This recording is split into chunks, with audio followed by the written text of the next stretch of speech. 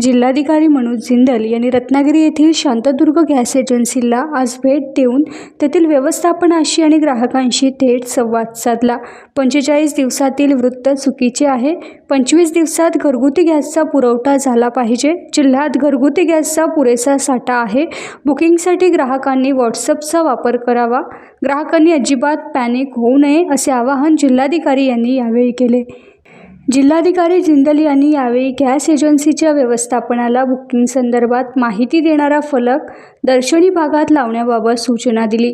त्याचबरोबर ग्राहकांचे येणारे फोन घेऊन त्यांना समाधानकारक उत्तरे द्यावीत, त्यांच्या शंकांचे निरसन करावे।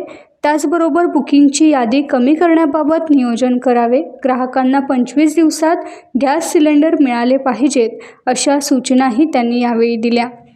मनोज जिंदल, जिल्हाधिकारी रत्नागिरी। या शांतदुर्गा या ठिकाणी हे आपलं जे HPCLच्या एजन्सी आहे, गॅस एजन्सी, तिथे पाहणी करायला, इन्स्पेक्शन करायला आलो होतो।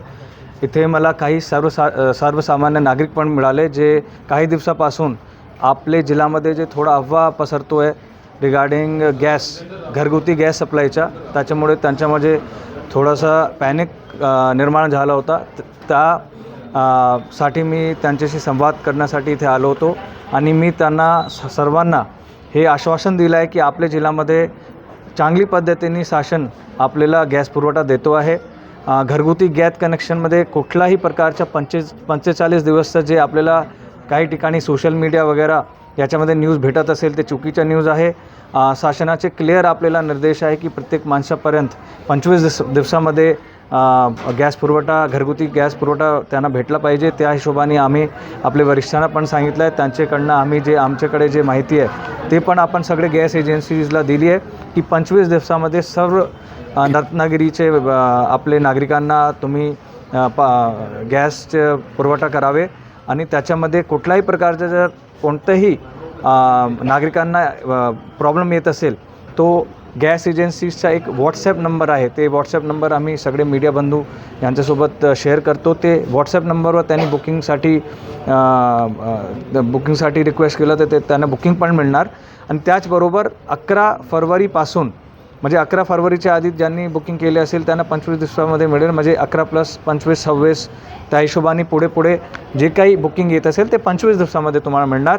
याच्या मी आपल्याला सर्वांना आश्वासन देतो आणि काही अडचण असेल तर हेल्पलाईन नंबर पण आहे आपला, त्याच्यावर तुम्ही कॉल करून आम्हाला माहिती देऊ शकता किंवा हे जे व्हॉट्सॲप नंबर आहे त्याच्यावर आपण बुकिंग करू शकतो। सर, पण तुम्ही म्हणाल्याप्रमाणे प्रशासनाकडनं 25 दिवस आणले, पण एजन्सीच्या सिस्टीममध्ये जर तिकडनं वरूनच 25 दिवस येत असेल तर ते एजन्सीवाले काय करणार? किंवा लोकांमध्ये त्याचा उद्रेक होतो आहे, काही ठिकाणी दिसतोय संभ्रम निर्माण होतोय। हा जे 45 दिवसाचा इश्यू आहे की ऑनलाईन सिस्टममध्ये त्यांच्या 45 दिवस दिसतो आहे, हे बरोबर आहे तुमची माहिती। आम्ही त्यांना ही सूचना दिली आहे की तुम्ही या पर्टिक्युलर जे टेक्निकल ग्लिच आहे याला व्यवस्थित करावे, पुढच्या 1 ते 2 दिवसामध्ये व्यवस्थित करावे, कारण बाकी जे एजन्सीज आहे IOCL, BPCL ते 25 दिवसामध्ये गॅस पुरवठा देतो आहे। तो ही सूचना आम्ही यांना पण दिली आहे। हे मोठी एजन्सी असल्यामुळे हे महत्त्वाचं टेक्निकल जे ग्लिच आहे त्याने दूर करायचं आहे आणि मला विश्वास आहे की तर पुढचे 2 ते 3 दिवसामध्ये हे पण इश्यू सॉर्ट होऊन जाईल।